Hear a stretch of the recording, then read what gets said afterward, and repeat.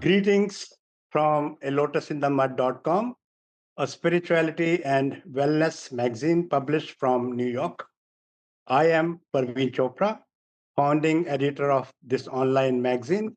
I live in New York, and we today have the privilege of interviewing Sri Doug Quinin, the living master, also called the Mahanta of Ekankar, which is a global spiritual organization with presence in over 120 countries.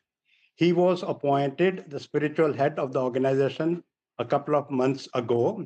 Ekankar is headquartered in Minnesota, in America, and was founded in the 1960s.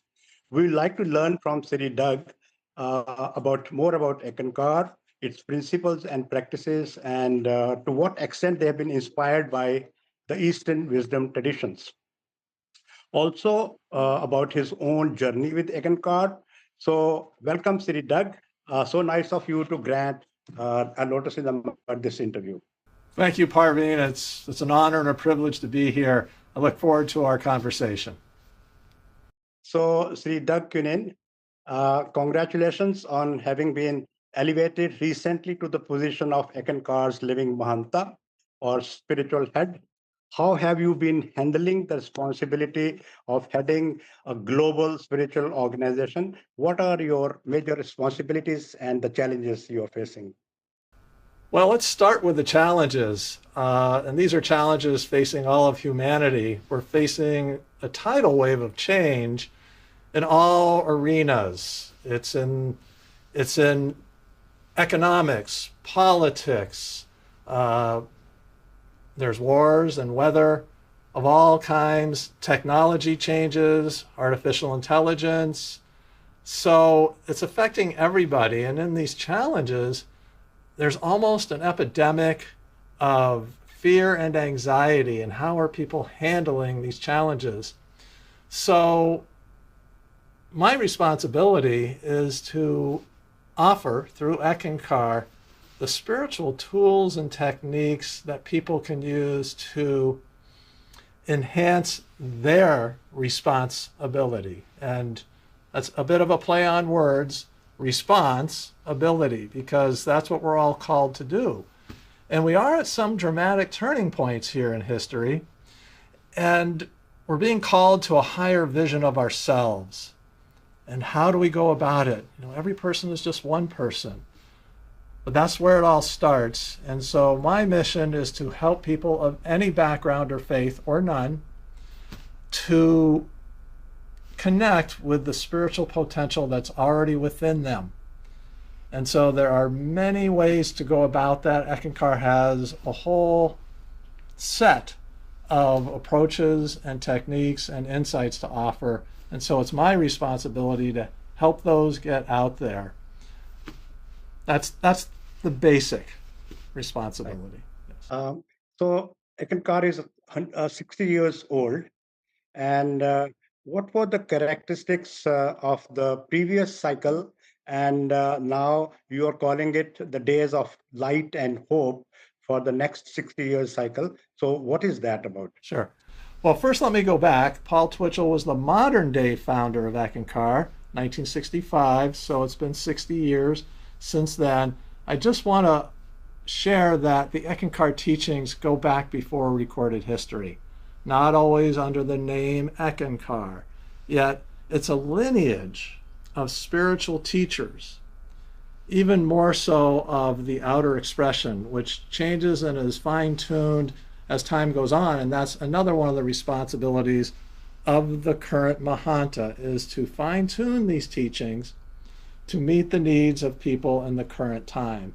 The core teachings remain the same. The spiritual laws of life are eternal, yet the way we express them changes.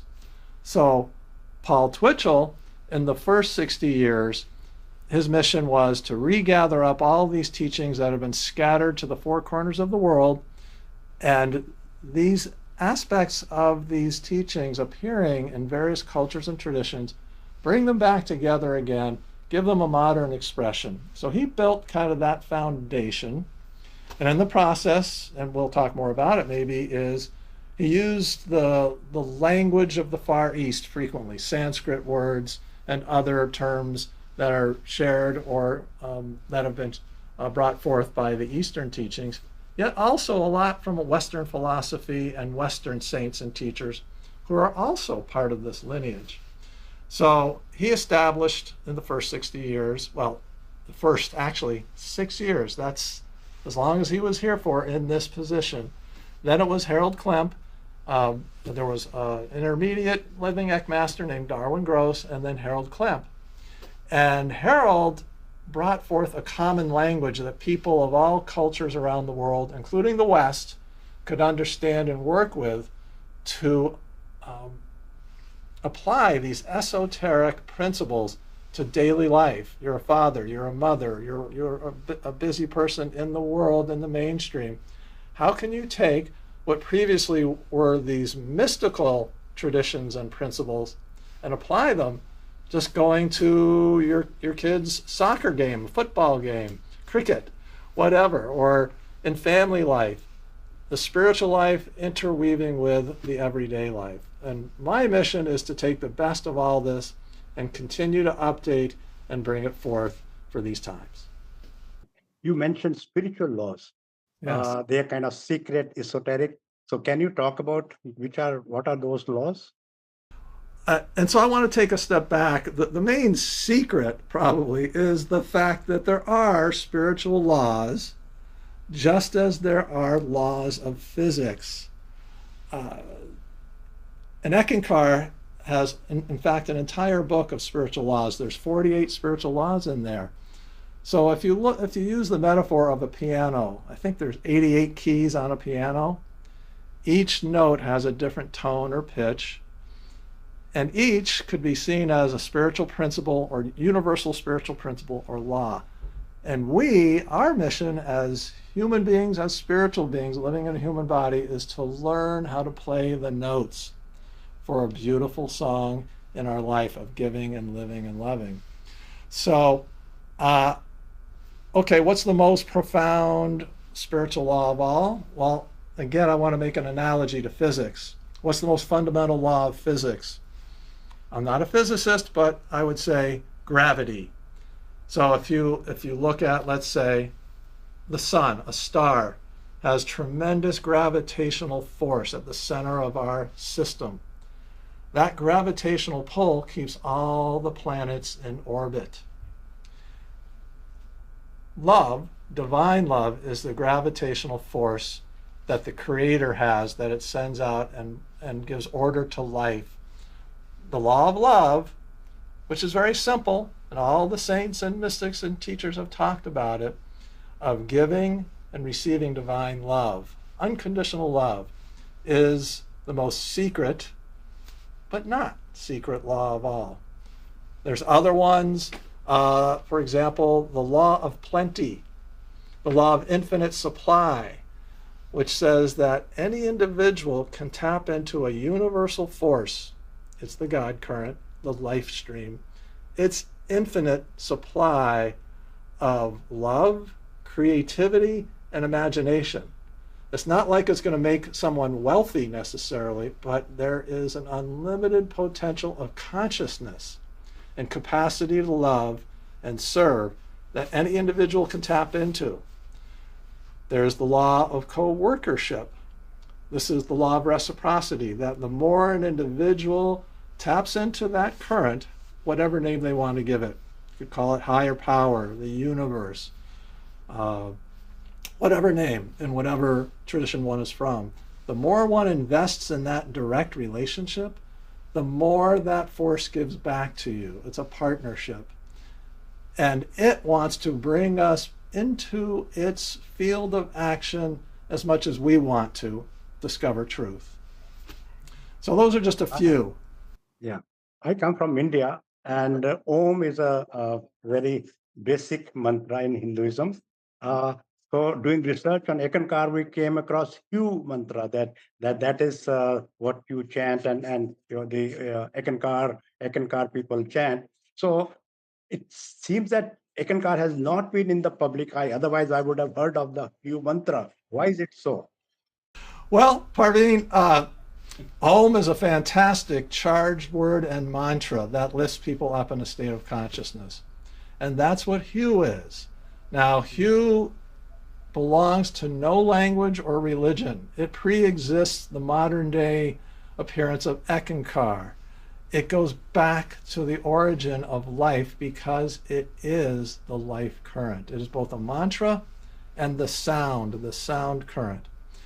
And there have been teachers throughout history that have shared it, often in mystery schools, not necessarily publicized. The Sufis have been chanting Hugh for centuries. One of their teachers is recognized by Eckankar as the living Ekmaster, the Mahanta of those times. That is Shams-e Tabriz.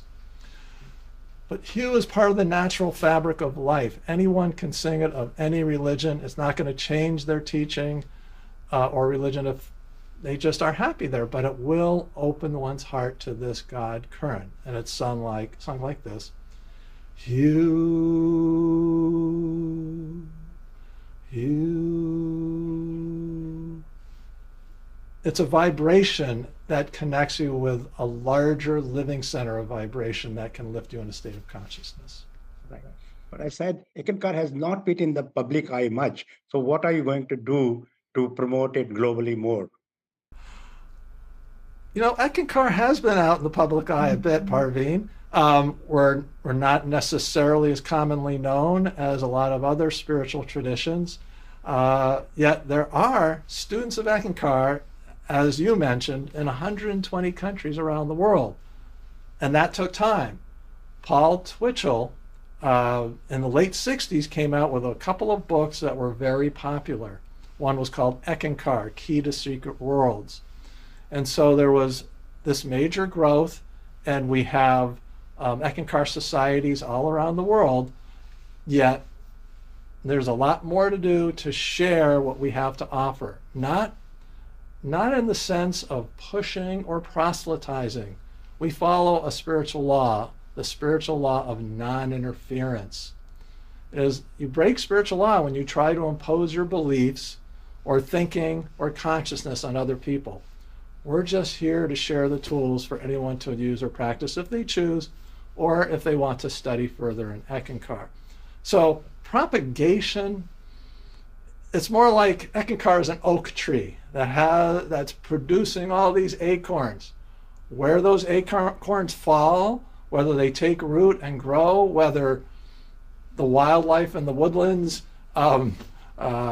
take those acorns and use them for their own benefit, that's up to life itself. We're responsible for producing what can uplift anybody. And so we are using digital communications. Those are big, video and animation. But the key point is to demonstrate and illustrate how this life current, this divine spirit, works in the daily life of individuals. And the key to that are stories from the heart. So we will be illustrating, developing those so people can see them anytime, anywhere through the internet and through in-person events and all kinds of ways. We are curious about the name Eckankar. It sounds like ik onkar, which is a common expression in India, meaning there is one God. And your emphasis on sound and light also coheres with the Sant Mat tradition of India. So to what extent has Eckankar been influenced by Eastern wisdom traditions? That's a great question. And there's another question to ask is to what extent have the Eastern traditions been impacted by this lineage of teachers of the sound current who go back into the mists of history, some of whom were Eckankar masters. And so it's a confluence of tradition and thought and also spirituality that creates traditions. So there is much in common. And Paul Twitchell, his two primary teachers in his lifetime in the 20th century, were two Eck masters. One was the living master for most of the first part of the 20th century, and his name was Sudar Singh. He was an Indian. And the other teacher was Rebazar Tars, a Tibetan Lama, saint and practitioner of these Eckankar techniques. So Paul was heavily influenced by those teachings. They were coming out of the fabric of the East, and that was expressed through his writings. Now, Harold took it another step with less focus on these, but they're there in the very name Eckankar. That's a Sanskrit word. Harold has written and talked about that. And the word Eka, E-K-A, means one. So, and Omkar, or Ankar, means the creator of the primordial sound. The one creator of sound, which refers to God. Eckankar has another take on it, which is, for us, it means co-worker with God. So you're co-working with this one God power, the higher power, and it brings into the part of, Eckankar is both the path of spiritual freedom and the path of self-responsibility to make the connection, to work with these divine principles, because that's where enlightenment starts, through individual effort. So, a personal question. I believe you were an attorney by profession. So, what was your personal journey with Ekankar, and what did the previous master, Sri Harold Klemp, see in you that he appointed you his successor? You've asked me 3 questions in one. Attorney, personal journey, Harold, what Harold saw in me. I'll start with the last one first. All I can tell you is what I've seen in him. He'd have to tell you what he has seen in me. Perhaps if you watch the video of the transition moment, the announcement where he announced me and I came onto the stage of our worldwide seminar and we spoke for a while and interacted, maybe there's clues there. Yeah, so that's that one. The attorney part, we all have to make a living. And so when I was a young person, I wanted to be a forest ranger. I just loved nature. I just wanted to be out in nature. And then I thought more about it. I went to college and I wanted to be either an anthropologist or an archaeologist. And then I wanted to get married and have kids. And I realized, what's the best way to support a family? I need to have an occupation that'll help with that. And so I went into the law. Yet outer law has its limitations, as we know. And I was already on a spiritual journey from childhood. And in my teens, I had this existential dilemma of what is this life? How did anything get here in the first place?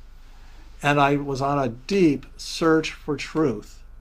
And so I started reading all of the world's religious literature, spiritual, metaphysical, and I realized the key is meditation or contemplation, 2 words to describe almost the same thing.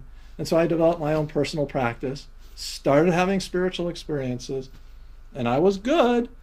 And then I met somebody who was a student of Eckankar in college, and he talked about how Eckankar says you can work off all your karma in this lifetime through this immersion of the light and sound, the spiritual light and sound, through contemplative practices and with the help of the Mahanta, the living Ek Master. That got my attention, and I started working with the techniques and the assistance of the Mahanta, and I tested it out for myself. So my journey's been a path of experience. I've never taken beliefs at face value or techniques. I've always tried them, practiced, and then seen what the results are in personal experience. So Eckankar is more than a belief system. It's an experience delivery system. And as you have experiences, that's how you form your beliefs. And you don't have to accept all the tenets, principles, and beliefs of Eckankar. Someone can just benefit from some of them, backed up by personal experience. it seems that besides the Hue mantra, dream journaling and soul travel are two pillars of Ekankar. Can you explain what soul travel is and what dream journaling is? Soul travel. There's two basic forms. There's the classical out of body journey people have experienced throughout time. It could be sometimes in a difficult way, a near death experience is a form of soul travel. But there can be conscious soul travel. It's a science and an art of leaving the physical body and moving into other states of consciousness, of other dimensions, and also looking back at this world and seeing all the patterns as if you're looking down from a mountain. This point of view from soul, which is our core identity. Soul is eternal, a unique creative spark of the one, of the Creator. And so on a daily basis, you can learn how to do that. It's also just expansion of consciousness. If you adopt a new attitude or new state of consciousness and grow, have spiritual growth, that's soul travel. Dreams, dreams. What a treasure dreams are, because dreams are a way to crack the code of the language in which life is speaking to us. Life is always speaking to us. Life, from the Ekankar perspective, the Ek, Divine Spirit, is simply life. And it's intelligent. There's this divine intelligence, and it's always trying to help us. Our role is simply to be open to it. So dreams are one way we can communicate and receive these messages from Divine Spirit. And dream journaling is a great tool to start to form your own understanding of your dreams.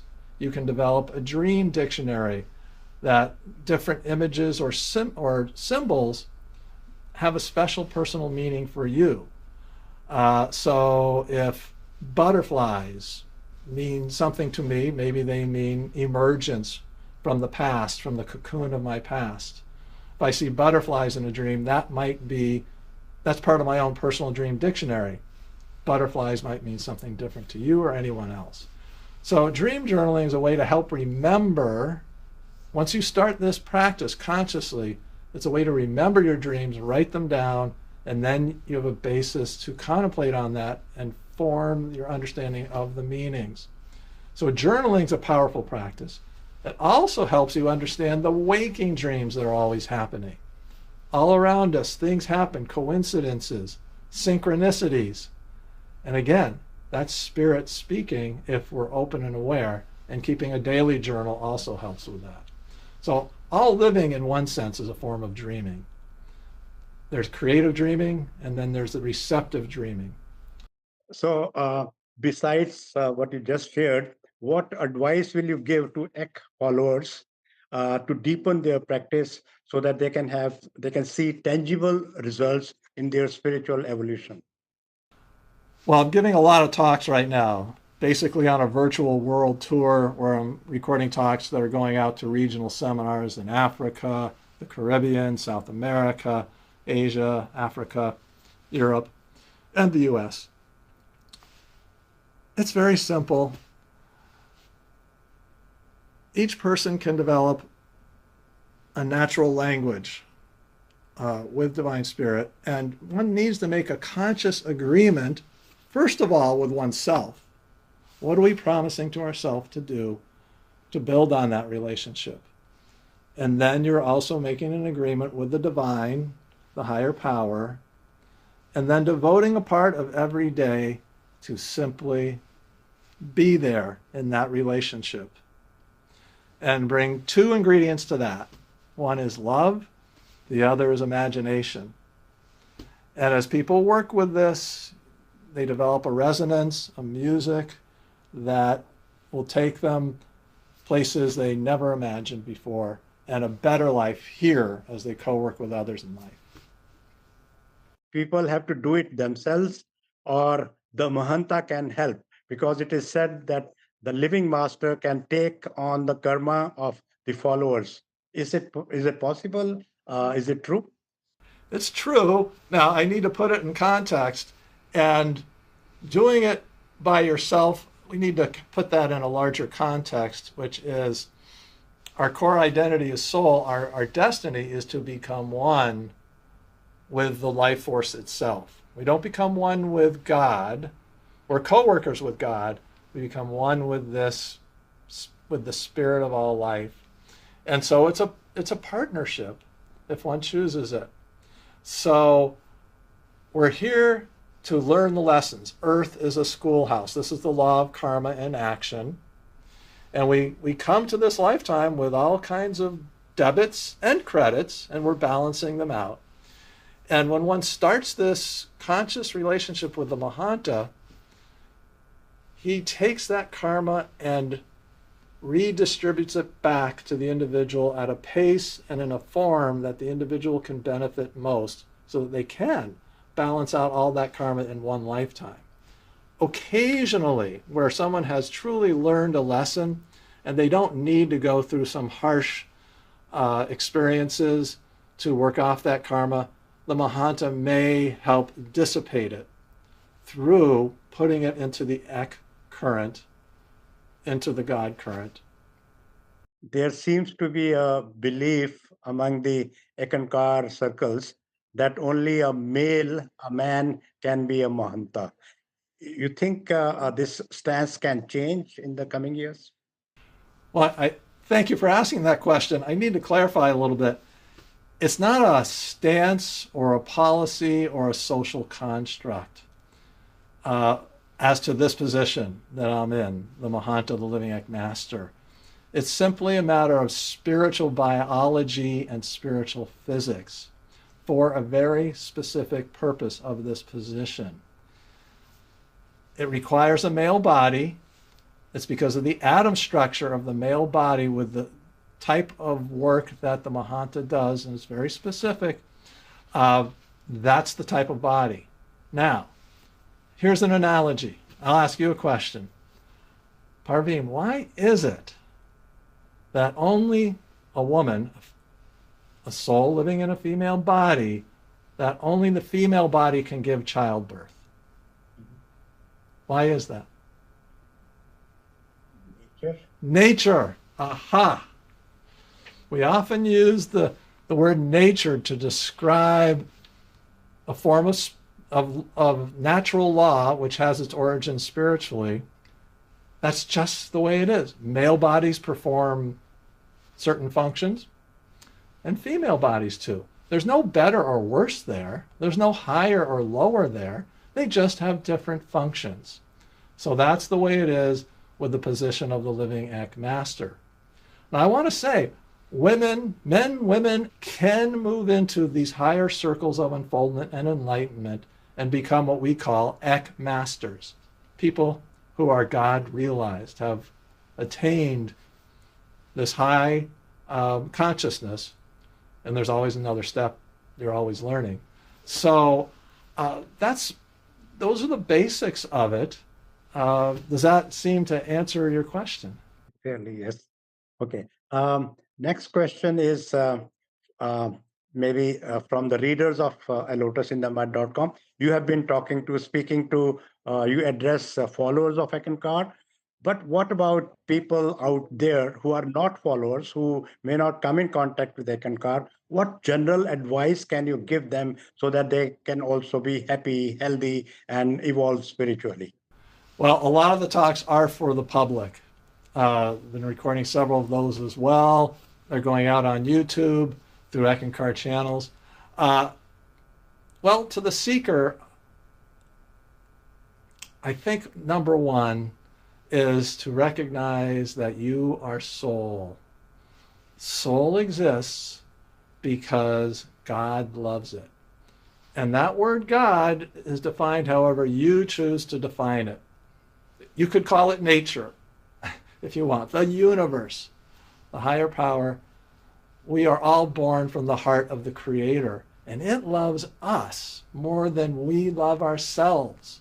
So if we can tap into it, we can find a new level of serenity, wisdom, peace, love. And the way to tap it regardless of what tradition someone may follow or develop their own spiritual practice, is to develop a spiritual practice. Find something that resonates for you or you can tap in. Now, maybe it's going out in nature. That was my first step into spirituality, was looking around at nature and observing all the patterns of living and life. And I could see that nature is filled with all kinds of intelligence and order and patterns and beauty. Divine Spirit is truth, love, and beauty, and there are many ways to touch that beauty. Eckankar has a menu, if you will, this piano board that I was talking about earlier, where you can explore it or find it in whatever teaching works for you. But have one if you choose to. You don't have to. It goes back to the individual. Right.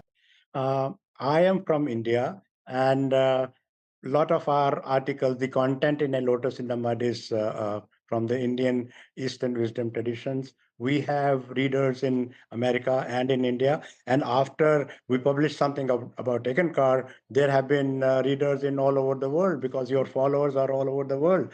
So generally speaking, again, what message? I believe that you also have a fairly a good base in India. So what is your message for India particularly, and for your followers in India? It's a message of gratitude. The gifts that India has brought to the world are legion. In art, in music, science, philosophy, religion. All these are gifts that have come out of the Indian subcontinent. And even within the subcontinent, there are many diverse groups and many different paths and many different ways of approaching life. And so, like I said, the message is one of gratitude, of commonality. One of the great Indian saints was Kabir, K-A-B-I, you know Kabir, who was one of the moving forces of the Bhakti traditions and leading into the Satmat and other teachings. And Ekankar recognizes him in our own lineage as someone who just saw everybody as soul. And why do we need to have to disagree over things that really let every person find their home with what works for them? So, yeah. Okay. In answer to the first question, you talked about what's happening in the world. Last year, there were some problems in Minnesota, your state, and now for the last few weeks, there is war in the air. Everybody's worried about that. So, what can Ekankar do to address the world problems, such serious problems, and even things like climate change? And so, do you think the world ever is going to be a better place to live in? Well, we have the opportunity to improve, that's for sure. Humanity's been at this for a long time. And all the great teachers throughout time have shared a very similar message, yet we're still struggling with that. For me, when I was going through my existential dilemma in my teens and looking for ways and solutions to life and living, and I really looked at, oh, maybe I should go into politics. You know, maybe we can make changes systemically. And then I realized that outer law doesn't even begin to touch the human consciousness in a way that can have lasting effects. And so that's where I took a fork in the road into spirituality, because until there's a new consciousness in the heart of humanity, how can anything change? So Ekankar offers a consciousness-raising menu, a spiritual buffet that people can benefit from. They don't need to join anything. They can benefit from these techniques, or they can decide to study further. And as consciousness becomes uplifted, we fulfill this promise of the days of light and hope. And that happens because each individual becomes the light. We are the light already. It just takes recognizing it and expanding it. And by being the light and serving others, we become a beacon of hope. And if people begin to realize what is the purpose of life, this schoolhouse of earth is really a testing ground. These forces of positive and negative are always here. Yes, we can improve, yet there are always new souls and less advanced souls incarnating for their opportunity to learn. So we always have to understand that and have compassion for those who are going through their lessons and offer hope to others as we make the journey. So you are hopeful. Now, maybe the last question. You recently taken over as the spiritual head of Ekankar. So what legacy you hope to leave for the organization? I'm so busy, I have not thought about that, Parveen. Maybe it's a legacy of someone who didn't think about it. I'm face forward, face to the task, moving ahead, and not looking around to see who's watching, not even the human that is me looking back and self-evaluating. You just got to keep moving and looking forward. And so this life is a soul adventure. And until you jump in there and see what happens, who knows? You find out. Thank you very much. But still, I'll give you one last chance. Any message, any final word for the readers of A Lotus in the Mud? Well, I want to thank you. I want to thank Lotus in the Mud. I really feel that us talking like this is one example of these days of light and hope. And the message might be living is giving, giving is love. And loving as God loves, as the Creator loves, that's everything. So thank you. Thank you and namaste. Namaste, that's the Indian greeting. Yes, I know. Namaste. Thank you. I hope there was no pings from the notifications on my computer disturbing the interview. Well, that's a nice reminder from Divine Spirit to me, because one of the things I wanted to talk about was when we talk about waking dreams, how life is speaking to us, that's like the universal ping, the universal text that's just meant for us to learn something from, that reminds us. It's a spiritual wake-up call, these universal pings. So you can make a conscious agreement that, okay, bring it on, life. I'm listening, I'm looking, seeing and hearing for these messages from life, just like we're constantly picking up our phones to look at our texts. So follow the pings. Nice. Well said. Thank you. Thank you.